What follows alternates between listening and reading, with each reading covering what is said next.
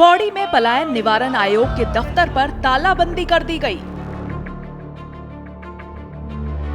दफ्तर के अफसर जब खुद शहर में पलायन कर गए तो फिर यहां दफ्तर का क्या काम, ये सवाल पूछा यहां के लोगों ने।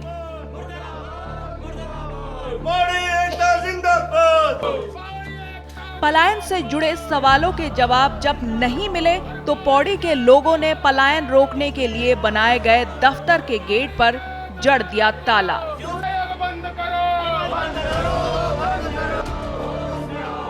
ये तस्वीरें हम आपको पहले भी दिखा चुके हैं, दोबारा इसीलिए दिखाई ताकि आप उत्तराखंड में पलायन की बढ़ती समस्या के बारे में जान सके।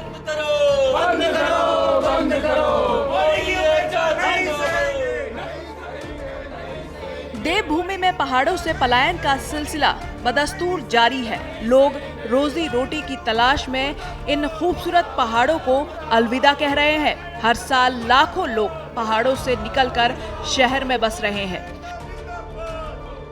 पलायन होता रहा, सरकारें आती जाती रही, योजनाएं लाती रही, लेकिन पलायन पर ब्रेक कभी लग ही नहीं पाया।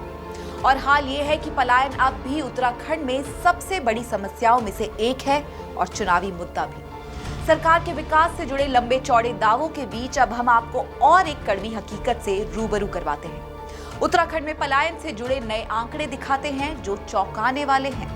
आर्थिक सर्वेक्षण रिपोर्ट के मुताबिक देवभूमि में बीते 10 साल में 17 लाख लोग गांव को छोड़कर शहरों में जा बसे हैं। जिन्होंने पहाड़ों से पलायन किया है उनमें से ज्यादातर लोग गांव से आसपास बसे शहरों और कस्बों में जाकर बस गए हैं। पलायन निवारण आयोग की रिपोर्ट के मुताबिक उत्तराखंड में ग्रामीण इलाकों से सबसे ज्यादा पलायन आसपास के कस्बों में हुआ है।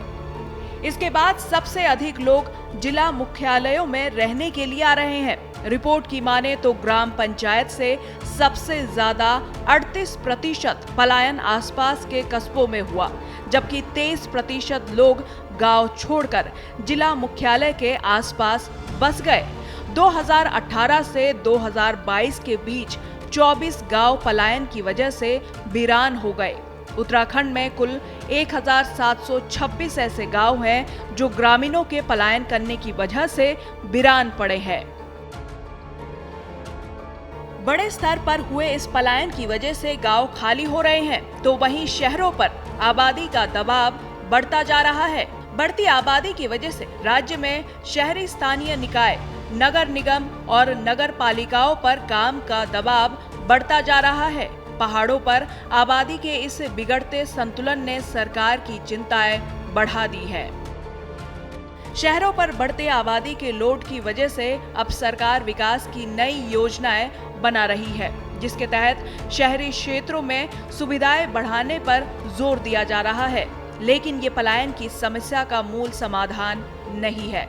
अगर पहाड़ों से पलायन रोकना है तो दूरस्थ गांव तक भी बुनियादी सुविधाओं को पहुंचाना होगा। साथ ही ग्रामीण अर्थव्यवस्था को भी मजबूत करना होगा। पलायन की एक मुख्य वजह आर्थिक असमानता और गांव में घटता रोजगार भी है।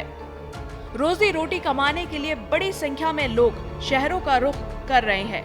कुछ लोग शहरों में पैसे कमाने जाते हैं तो कुछ वहीं बस जाते हैं।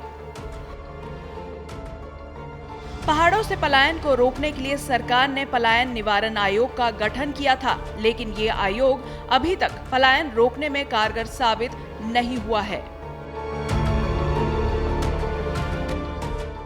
पलायन निवारण आयोग ने सरकार को सुझाव दिया है कि कम से कम अगले 10 वर्षों तक गांव पर विशेष रूप से ध्यान केंद्रित किया जाना चाहिए। पलायन निवारण आयोग का सुझाव है कि सरकार को गांवों में मूलभूत सुविधाओं के विस्तार के साथ ही आजीविका के अवसर बढ़ाने पर भी जोर देने की जरूरत है। अगर गांवों में ही रोजगार के अवसर उपलब्ध कराए जाए तो इससे गांव में रहने वाले लोगों को आर्थिक स्थिति में काफी लाभ मिलेगा और उन्हें आजीविका कमाने के लिए शहरों में नहीं जाना पड़ेगा। साथ ही इससे पलायन कर चुके ग्रामीणों को भी घर वापसी की प्रेरणा मिलेगी। लेकिन सिर्फ इतना ही काफी नहीं है। सुझाव देने वाले यानी कि पलायन निवारण आयोग को भी अपनी जिम्मेदारी गंभीरता से निभाने की जरूरत है, क्योंकि आयोग ही अगर गंभीरता से काम नहीं करेगा और सिर्फ सुझाव ही सरकार को देगा तो फिर वही होगा जो पौड़ी में हुआ। आयोग के दफ्तर पर पलायन रोकने की मुहिम चलाने वाली संघर्ष समिति ने ताला लगा दिया। श्रेष्ठ उत्तराखंड पर खबरों से जुड़े रहने के लिए चैनल को सब्सक्राइब करें, बेल आइकन दबाएं और देखते रहें श्रेष्ठ उत्तराखंड।